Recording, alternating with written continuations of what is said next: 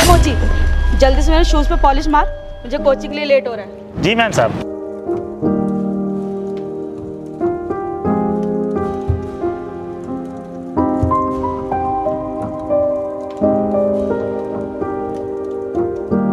अरे जल्दी कर यार। हो गया मैम। अबे वो कितना पैसा हुआ तेरा? साहब 20 रुपए।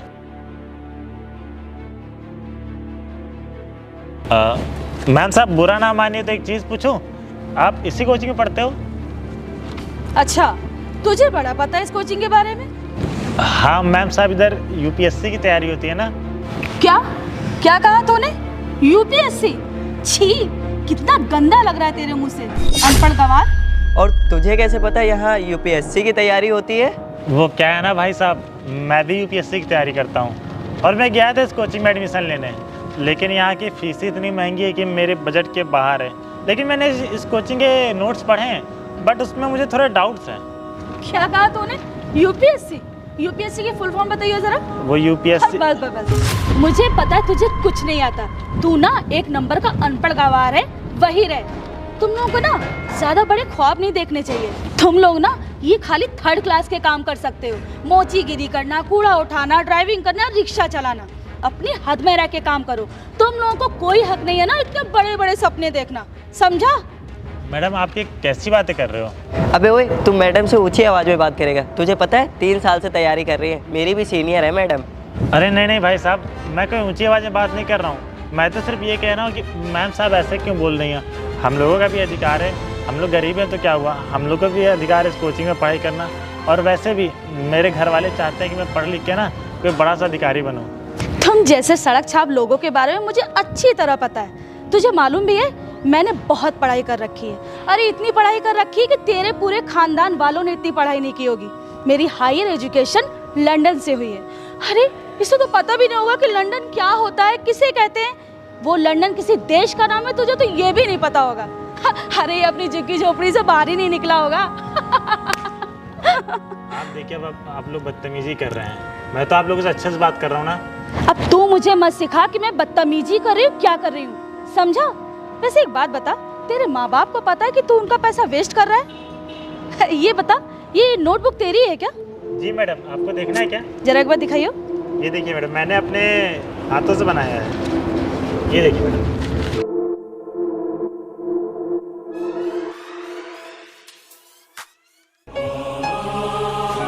अरे अरे मैडम आप ये क्या कर रही हैं? अरे मैडम मैडम मैडम बहुत मुश्किल से बनाया मैडम, ये क्यों मैडम प्लीज़ ऐसा मत करिए मैडम। मैडम मैंने बहुत मुश्किल से बनाया मैडम, प्लीज़ ऐसा मत करिए मैडम, प्लीज़ मत मारिए मैडम, मैडम प्लीज़ ऐसा मत करिए मैडम।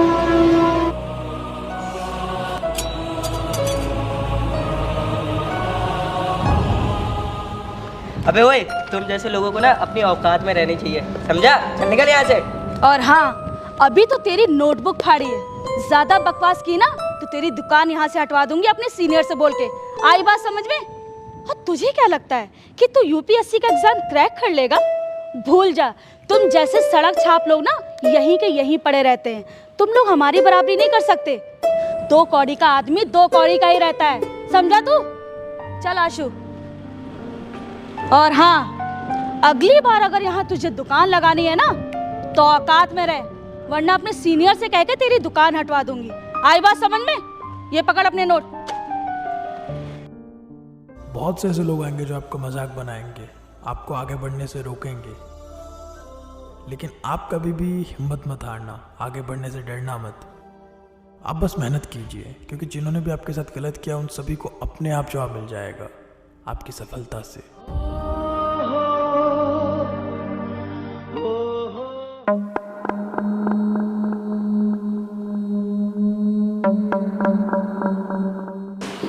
नमस्ते नेताजी। अरे आइए आइए करिश्मा जी, ये लीजिए हमारी तरफ से छोटी सी भेंट। अरे धन्यवाद धन्यवाद। कैसे आना हुआ आपका? बस ऐसे ही, थोड़ा सा कुछ ज़रूरी काम था आपसे। अच्छा, बहुत दिनों बाद दर्शन दिया आपने। हाँ, दर्शन तो बहुत पहले ही करना चाह रही थी, लेकिन कुछ ज़रूरी काम आ गया तो मैंने कहा आज तो आपके दर्शन कर ही लेते हैं। अरे बताइए, कैसे याद किया आपने इस सेवक को? नेताजी, मेरा एक टेंडर था जो मुझे पास करवाना था। लेकिन मैंने बहुत कोशिशें करी, फिर भी वो मैं पास नहीं करवा पाई। मुझे लगता है वो काम आप ही करवा सकते हैं। टेंडर तो मैं पास करवा दूंगा, लेकिन बदले में मुझे क्या मिलेगा? आप एक बार कह के तो देखिए, आप बदले में जो चाहेंगे वो दूंगी। और वैसे भी आपके पास तो किसी चीज़ की कमी नहीं है, लेकिन उसके अलावा अगर आपको कुछ चाहिए तो मैं सब कुछ दूंगी। देखिए करिश्मा जी, एक मर्द को क्या चाहिए? नौकरी, छोकरी और पैसा। पैसा तो मेरे पास भरपूर है, और नौकरी यानी कि मैं किसी की गुलामी तो करूँगा नहीं। बस मेरे पास कमी है तो एक छोकरी की, और वो भी आप जैसी, जिसके पीछे तो सारा जमाना पागल है। तो मैं तो आपका सेवक हूँ, और क्यों ना मुझे भी थोड़ा सा सेवा करने का मौका मिलना चाहिए ना। तो अगर तुम राजी हो तो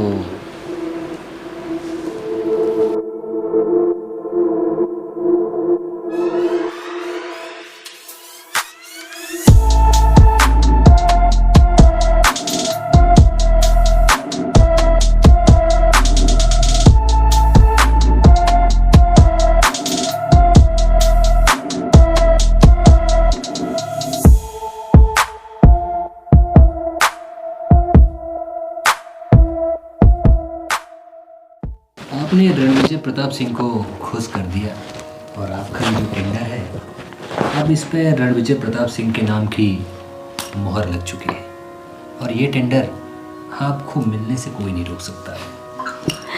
बहुत बहुत शुक्रिया, मुझे आपसे यही उम्मीद थी नेताजी।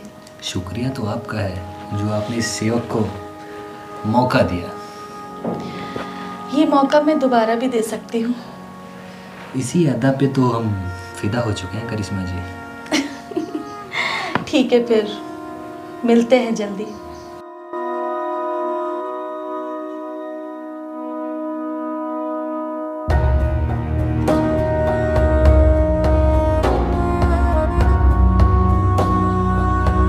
पता है, जल्दी ये बिल्डिंग रेडी हो जाएगी, फिर हम सब पार्टी करेंगे। यार ये गैर कानूनी बिल्डिंग हम लोग बना तो रहे हैं, आगे चल के कोई प्रॉब्लम तो नहीं होगी?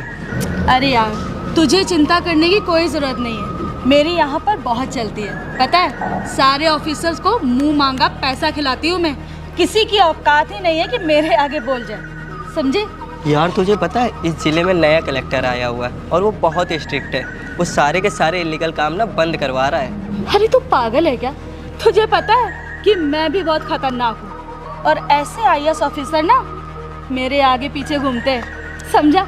तुझे पता भी नहीं है कि इस जिले के जो सबसे बड़े नेता है ना, वो मेरी मुट्ठी में है। जिस तरीके से वो मेरी खूबसूरती के बस में है ना, तुम्हारे ये लल्लू पंजू IAS ऑफिसर ना मुझे देखते ही मेरी खूबसूरती में ऐसे उलझेंगे कि उनको पता भी नहीं चलेगा। लेकिन यार, अरे लेकिन छोड़। अरे तुम लोगों को ये सब टेंशन लेने की ज़रूरत नहीं है, मैं सब संभाल लूँगी। और वैसे भी मैंने पहली बार तो काम किया नहीं है, इससे पहले भी मैंने बहुत सारी इलीगल बिल्डिंग्स बनाई हैं, तो एक बार और सही। सो डोंट वरी, अपने काम पे फोकस करो, ओके?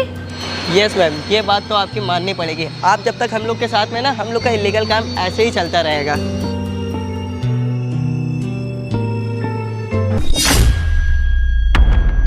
अरे मैम, वो हम लोग की ज़मीन पे क्या कर रहे हैं? चल के देखते हैं।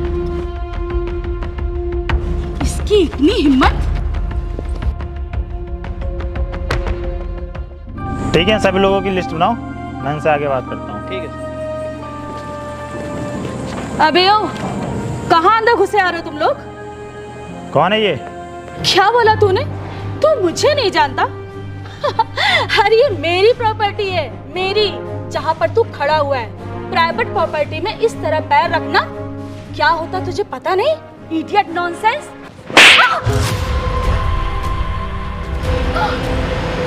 तू पागल हो गई है क्या? तुझे पता ये कौन है? तेरी इतनी औकात? तू है कौन सी तोप? इस जिले के जिलाधिकारी हैं ये। क्या? इस शहर के जिला collector? Sorry sir. Sorry sir, मुझे नहीं पता था। मैंने आपके साथ मिसबिहेव किया, उसके लिए मुझे माफ़ करिएगा। लेकिन सर, आप कुछ देखे देखे लग रहे हैं मुझे। अरे तुझे पता है ये वही है जिनकी तूने नोटबुक फाड़ी थी।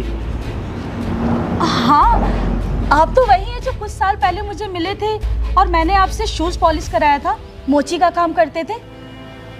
हाँ सर, मुझे पता था आप एक दिन बहुत बड़े आदमी बनेंगे और आज देखिए ना आप कितने बड़े इंसान बने हैं। I am proud of you sir. आज आपको मेरे ऊपर प्राउड फील हो रहा है और होगा भी क्यों नहीं, क्योंकि मैं यहाँ का जिला कलेक्टर हूँ और यहाँ के अवैध रूप से जो आपने कब्जा किए ज़मीनों को उसको मैं हटाने वाला हूँ। नहीं सर, ऐसी बात नहीं है। नहीं नहीं क्या, आज आपको मेरे ऊपर प्राउड इसलिए फील हो रहा है क्योंकि मैं यहाँ का जिला कलेक्टर बन चुका हूँ और आपको उस टाइम प्राउड फील नहीं हो रहा था जब एक मोची का काम करता था और मुझे बहुत चाहत थी कि मैं अच्छे कोचिंग में जाके पढूं, अच्छे नोट्स पढूं, लेकिन आपने क्या बोला कि मैं गरीब मोची वाला हूँ जो सब्जी बेचते हैं, रिक्शा चलाते हैं, उनको कोई हक नहीं पढ़ाई करने का, सिर्फ पढ़ाई करने का हक सिर्फ आप लोगों का है। और यहाँ तक तो आपने मेरे नोट्स भी फाड़ दिए थे। आपको पता है कि नोट्स मैंने कितनी मेहनत से बनाया था, रात दिन एक करके मैंने नोट्स बनाया था। और ये नोट्स बनाना कोई हलवा पूरी नहीं है, लेकिन हलवा पूरी होगा वो भी आपके लिए, क्योंकि आप लोगों के पास तो पैसा है। कभी आप लोगों ने गरीब लोगों से पूछा है कि वो पढ़ाई कैसे करते हैं? हर गरीब आदमी अनपढ़ गवार नहीं होता है। हर गरीब आदमी की चाह होती है कि वो पढ़ लिख के कुछ अच्छा नाम कमाए, कुछ अच्छा बन के दिखाए, लेकिन वो अपनी गरीबी की वजह से वो अपने सपने नहीं पूरे कर पाता, अच्छे कोचिंग में नहीं जा पाता। लेकिन तुम लोग क्या जानोगे कि एक गरीब के दिल का हाल क्या होता है? कोई भी गरीब अपनी मर्जी से गरीब नहीं होता, बल्कि उसकी परिस्थितियाँ उसे गरीब बना देती हैं। एक गरीब की ना बहुत चाह होती है कि पढ़ लिख के कुछ अच्छा बने, नाम कमाए, लेकिन उसको ना 2 वक्त की रोटी भी कमाने के लिए बहुत मेहनत करनी पड़ती है। जो 2 वक्त की रोटी से मेहनत करता है ना, खाता है, उसकी वजह से वो अपने परिवार वालों को पालता है। और तुम लोग क्या जानो कि एक गरीब के दिल का हाल क्या होता है? और यहाँ तक तो आपने मेरे नोट्स भी फाड़ दिए थे। कुछ याद है आप लोगों को? याद होगा भी कैसे?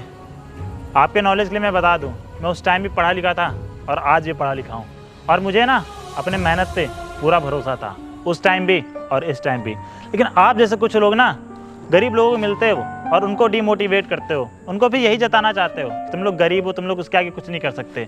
अरे तुम लोग को ना उनको मोटिवेट करना चाहिए। तुम लोग पास तो पैसा है, अच्छी फैमिली, अच्छा बैकग्राउंड है, लेकिन उनके पास क्या है? उनके पास सिर्फ झोपड़ियाँ हैं, 2 वक्त की रोटी है और कमाने के लिए कोई छोटा मोटा सा काम है। लेकिन तुम लोग उसको भी छोटा समझते हो, कीड़े मकोड़े की तरह समझते हो।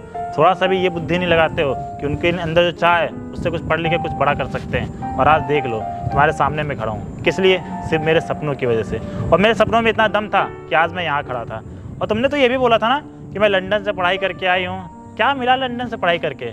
आज भी तुम लोग मेरे नीचे काम कर रहे हो। और मैं चाहूँ ना तो यूँ 2 मिनट में तुम लोगों को यहाँ से हटवा सकता हूँ। और जिस ज़मीन में तुम लोग कब्जा करके अवैध रूप से बिल्डिंग बना रहे हो ना, ये ज़मीन सरकार ने गरीब लोगों को दे रखा है। और तुम लोगों ने यहाँ अवैध रूप से कब्जा करके यहाँ बिल्डिंगें बना दी और बिल्डिंगें बना के उनको रेंट पे देके पैसे खुद लेते हो। अरे तुम लोग को तो शर्म आनी चाहिए किसी गरीब का हक मानने से। और तुम लोगों को ज़रा से भी शर्म नहीं आती है? अरे मैंने तो सोचा था कि इतने साल बीत गए होंगे, तुम लोग अभी भी सुधर गए होंगे, लेकिन नहीं, तुम लोग की सोच ना आज भी वैसे गिरी की गिरी है, ये छोटी की छोटी है। अगर आज मैंने तुम लोगों को माफ़ कर दिया ना, तुम लोग फिर यही गलती दोबारा अपनाओगे। और तुम लोग ये बिल्कुल मत सोचना ये मैं तुम लोग को इसलिए बोल रहा हूँ तुम लोगों ने मेरी बेइज्जती की थी, बिल्कुल नहीं। ये मैं सिर्फ इसलिए बोल रहा हूँ क्योंकि मैं यहाँ का जिला कलेक्टर हूँ और ये मेरा पूरा हक बनता है कि मैं गरीबों के लिए आवाज़ उठाऊँ, उनके न्याय के लिए लड़ूँ। और तुम लोगों पर ना मैं ऐसी कार्रवाई करूँगा कि ज़िंदगी भर याद रखोगे। तुम लोग ऐसे समझ में नहीं आएगा, जब दिन रात जेल में सड़ोगे ना तब समझ में आएगा। कोई तुम लोग छुड़ाने नहीं आएगा। रुद्र, लेडीज़ कांस्टेबल को फ़ोन करो और इनको अंदर ले चलो। लेकिन सर। चुप, मैं कुछ नहीं सुनना चाहता। तुम लोग को ज़रा सी भी तमीज़ नहीं है कि एक गरीब से कैसे बात करनी चाहिए, एक सीनियर से कैसी बात करनी चाहिए। Sorry sir. मैं कुछ नहीं सुनना चाहता। मैंने बोल दिया ना कि अंदर जाओगे तो अंदर जाओगे। और मैं भी देखता हूँ कि अंदर जाने के बाद तुम लोग को कौन छुड़ाने आता है। तुम लोग के मम्मी पापा भी आ जाए ना, कोई नहीं छुड़वाने आएगा।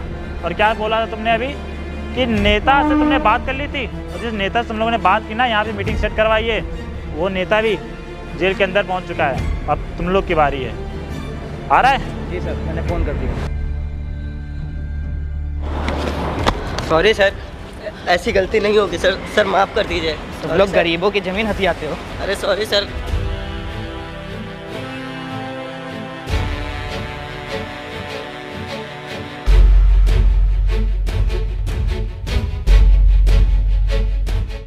तो गाइस ये वीडियो आपको कैसी लगी कमेंट सेक्शन में ज़रूर बताएं। उस वीडियो को ज़्यादा से ज़्यादा शेयर करें और इस वीडियो में जो मैसेज था कि जो अमीर लोग होते हैं वो हमेशा गरीब लोगों को दबाते हैं, उनके काम को छोटा समझते हैं, तो ऐसा बिल्कुल भी नहीं होता। हम इस दुनिया में गरीब हो चाहे अमीर हो, सबका हक बराबर है। तो वीडियो को ज़्यादा शेयर करें। अगर आप भी चाहते हैं कि आपकी स्टोरी हमारी वीडियो बने तो हमारे इस इंस्टाग्राम आईडी पे मैसेज करें, अपनी स्टोरी बताएं और वीडियो बनवाएं और लोगों तक पहुंचाएं। तो वीडियो अच्छी लगी तो वीडियो को लाइक करें, चैनल को सब्सक्राइब करें। अगर इस वीडियो फेसबुक पे देख रहे हैं तो वीडियो ज़्यादा शेयर करें, यूट्यूब पे देख रहे हैं तो लाइक करें, सब्सक्राइब करें और व्हाट्सएप पे देख रहे हैं तो लिंक को ज़्यादा शेयर करें।